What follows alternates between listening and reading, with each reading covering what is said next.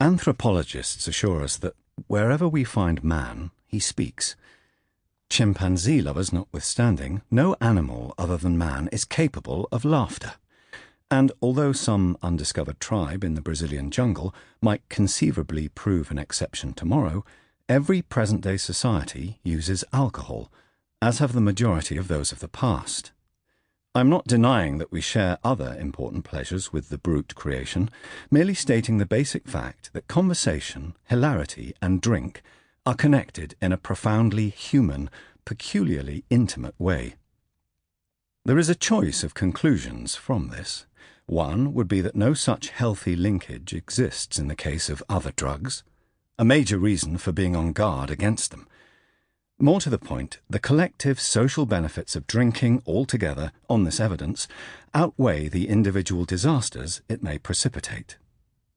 A team of American investigators concluded recently that without underpinning provided by alcohol and the relaxation it affords, Western society would have collapsed irretrievably at about the time of the First World War. Not only is drink here to stay, the moral seems to be that when it goes, we go too. It has certainly increased its hold on our lives with the worldwide move to the towns and the general increase in prosperity. Wine and beer are, in origin, in the countries that produce them, drinks of the village and the poorer classes. Gin and whiskey belong to the city, and, these days at any rate, the rather better off.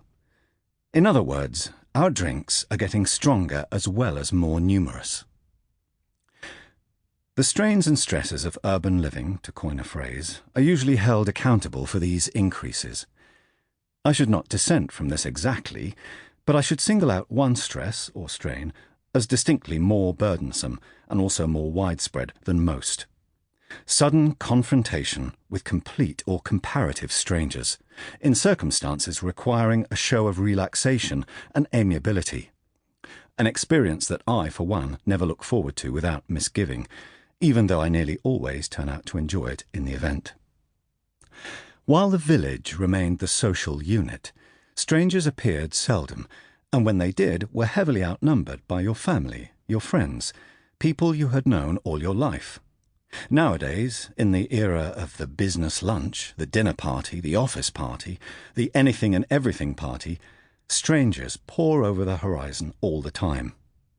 The reason why I, and most others, usually turn out to enjoy meeting such creatures is simply and obviously the co-presence of drink.